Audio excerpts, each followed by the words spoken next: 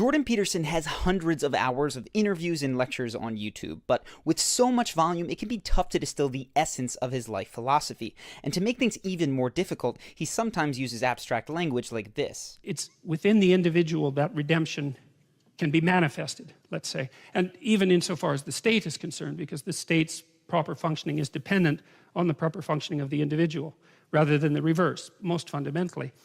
That is actually the most concise explanation of his life philosophy that I've heard, but what does it mean concretely? Well, today we're going to break down the 3 things that you should and should not do in order to live an exceptional life according to Dr. Peterson. And I'm going to simplify as best as I can in order to keep this simple to understand. Forgive me for that, Dr. Peterson. Also, at the end, I'm going to get some concrete actions to you that you can take today in order to move forward on each point. But first, the thing that you need to start with is fixing yourself before you fix the world, not the reverse. So many of us think that life is unfair, that society that we've been born into is unfair, and the only way to progress is to change things on a societal level. But as Jordan says... So, and can you even clean up your own room? No. Well, you should think about that. You should think about that. Because if you can't even clean up your own room, who the hell are you to give advice to the world? Think of it in terms of leadership. If you want to lead other people, you need to prove that you can do it first by leading yourself. You need to motivate yourself. You need to inspire yourself. And you need to prove that following your strategies is actually a desirable thing that leads to desirable results. And the truth is, today, that might not be the case given where your life is at. So where do you start leading yourself? Well, here's some suggestions. Clean up your room. That's a good start. Organize your local landscape. Schedule your time. Start taking control of yourself. See if you can stop saying things you know to be lies. To those suggestions, I would add addressing your health, repairing your relationship with family members, volunteering, meditating, moving forward in your career. But certainly, the most fundamental tenet of fixing yourself up is to tell the truth, which is actually Jordan's second core tenet. Here he is talking about how that is actually the highest good. It's a deep idea. It's the deepest idea of the West, I would say. And it's the deepest religious idea. The idea is that there's a way to bring order into being that makes the order good, and that's to bring it into being by spoken truths. Now, we have all been told not to lie before, but we were usually commanded to tell the truth because it was the quote-unquote right thing to do. And it may have actually felt like telling the truth left you worse off. After all, it might have prevented you from getting what you wanted or forced you into making an uncomfortable confession. But that is actually not Jordan Peterson's main reason for insisting on the truth. This is: if I tell the truth as carefully as I can, then whatever happens is the best that could have possibly happened in that situation, no matter how it looks. Yeah. Right. That seems like a crazy idea. After all, there can be terrible consequences to the truth sometimes, which is why we avoid it in the first place. So let's just take an example and play it out. For instance, say that you have a boss who routinely verbally abuses employees. Telling the truth and standing up for yourself, saying that this isn't okay, might get you fired. Or if you don't get fired, it could get you singled out to receive even more punishment. That would be bad, but according to Peterson's philosophy, it would still be better than not telling the truth. Because maybe getting singled out would force you to actually live the truth. You'd have to quit because you just couldn't take it anymore. And that might build self-esteem because you're betting on yourself to figure things out despite the financial circumstances that were very dire. And it might set an example for the other people in the company. And if you did make it back on your feet in 6 months, that example might inspire them to escape such a tyrannical leader as well. Even more, you would become the type of person who is honest despite their fear. And that is someone that other people gravitate towards and are inspired by. And maybe, just maybe, the boss would actually reform his or her ways and things would get better immediately. The point is, you might not see how telling the truth is the best thing for you. It might look like it's a horrible idea, but it is inevitably good for you and good for the world. And there are plenty of archetypal stories that drive this point home, including Aladdin, where Aladdin first refuses to tell the truth because it seems like he'd lose everything if he did. Genie, I need help. All right, Sparky, here's the deal. If you want to court the little lady, you gotta be a straight shooter. Do you got it? What? Tell her the truth! No way! If Jasmine found out I was really some crummy street rat, She'd laugh at me. But Aladdin is wrong. Sure, things appear to go the way that he wants for a little while, but his continued lying nearly destroys the entire kingdom and ends his relationship with Jasmine. And Jordan makes this point. It's that if your relationships have a conflict, that's often just the surface level issue. The deeper problem is that you're not being honest about how you feel and what you need. You're not being honest about who you are. Instead, like Aladdin, you're only doing and saying the things that you think will make the other person like you. It's the principle. When your relationships are working, whether they're with yourself or with one or many people, if they're working to the degree that they're guided by that principle. So maybe that leads to you saying that you don't appreciate how someone close to you has been treating you. Or maybe it leads to you telling someone how much they actually do mean to you. Maybe it means putting down your pride and calling someone that you've fallen out of touch with because you'd like a good relationship with them more than you'd like to act like you're beyond caring. In any case, there are a number of traps that you could fall into when you start telling the truth. First off, you can be an ideologue, and that is someone who doesn't test ideas against reality and who doesn't adjust their ideas based on reality. They think they are telling the truth usually, but really they're just reciting someone else's worldview. Peterson explains it this way. People don't have ideas. Ideas have people. One of the things that I learned from Jung was you should figure out just exactly which ideas are possessing you, and then you should decide if those are your ideas. And the probability that they are is 0. They're not your ideas.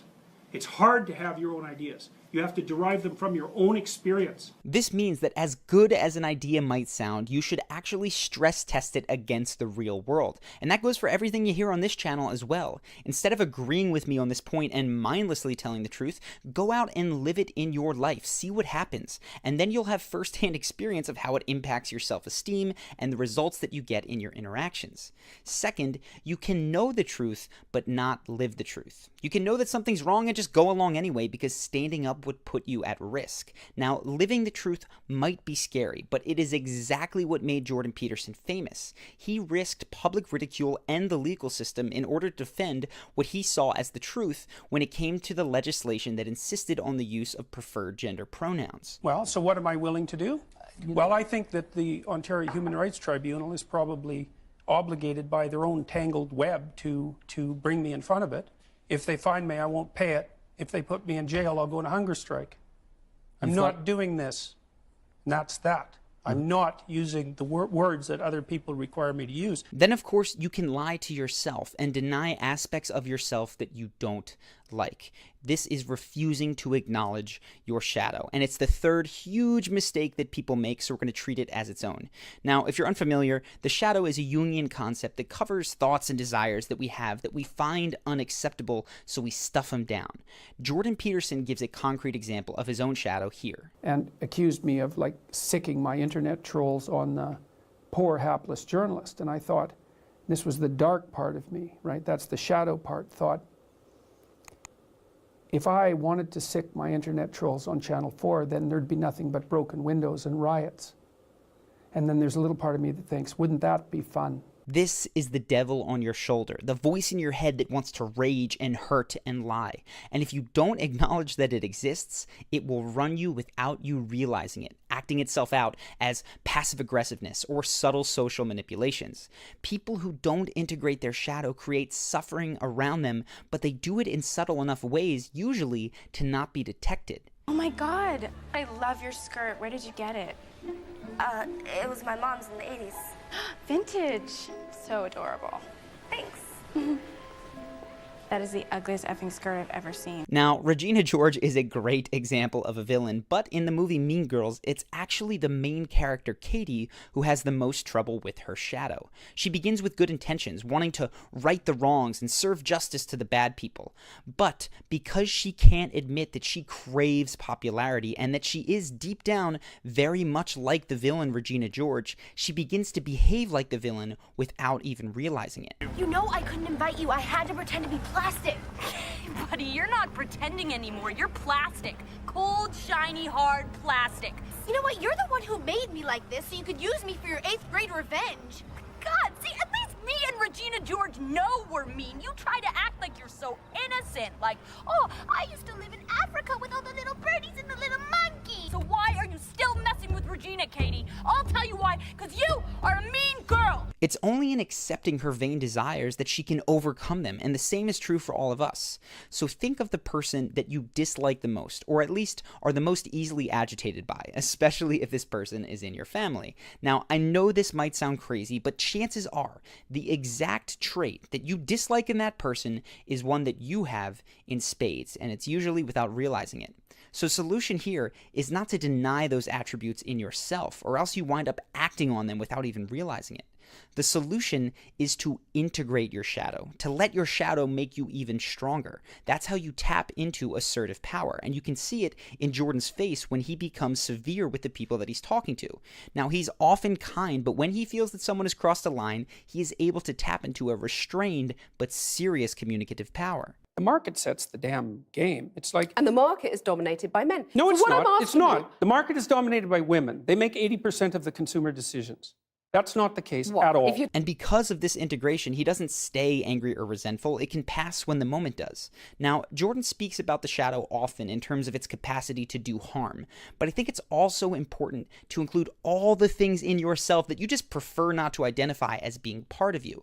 This means your fear, your guilt, your sexuality, and sometimes even your joy. I spoke about the idea of the repressed inner child in another video, and I'm going to link to that in the description, but for now, just know that part of self-love means integrating and accepting all aspects of yourself. So, we have first, fixing yourself before you go out and try to fix the world. Second, telling the truth instead of lying to avoid reality. And third, integrating your shadow so that it doesn't run the show without you knowing. Now, this isn't everything that it takes to live an exceptional life, but it forms a strong foundation. And the more you practice these 3 points, the more you become an honest, integrated individual, which is exactly what the world needs you to be. It's the answer to the problem of humanity is the integrity of the individual. That's the answer. So now some concrete advice on how to implement these 3 tips. And I'm going to keep it very simple. There's of course more you can do, but just one thing that you can do today that has elements of all 3 of these points. It's this. Pick something that you have been afraid to do. A conversation that you should have had but backed out of. A confrontation that you've been avoiding. Telling someone who's been treating you badly that they need to stop, or telling someone how you feel, and do that thing. Live the consequences of telling and acting out the truth. Now, do it with some tact that you've hopefully learned from our videos, but the best advice that I can give you is to do the thing that popped into your mind maybe as you were watching this video. Get it done today and let us know how it went tomorrow on the Facebook live stream 11 a.m. if you're interested. If you're looking for more on how to live a good life, I have a recommendation courtesy of our sponsor for this video, Audible. And what I'm recommending today is called Kick-Ass with Mel Robbins, and she is a best-selling motivational speaker. So this is actually a recording of one-on-one coaching sessions where she helps people to break out of their stuck patterns in relationships and business and health.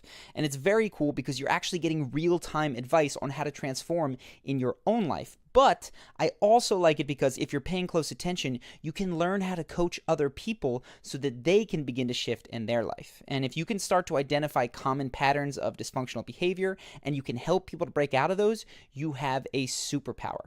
So if you want to listen to this and maybe learn something fantastic, go ahead, check out this Audible exclusive at audible.com/charismamel or text charismamel to 500-500. Also, I've seen that Jordan Peterson is actually going to be speaking/debating Sam Harris in the next few weeks, and I am guessing that there's going to be some good breakdown material there. So if you want to make sure that you do not miss that, go ahead and click the subscribe button to our channel and go ahead and hit that notification bell as well. That way you won't miss the video that we eventually do on that, and of course everything else in between. I hope that you enjoyed this video. I hope that you actually go out and do that first action step, and I look forward to seeing you in the next video.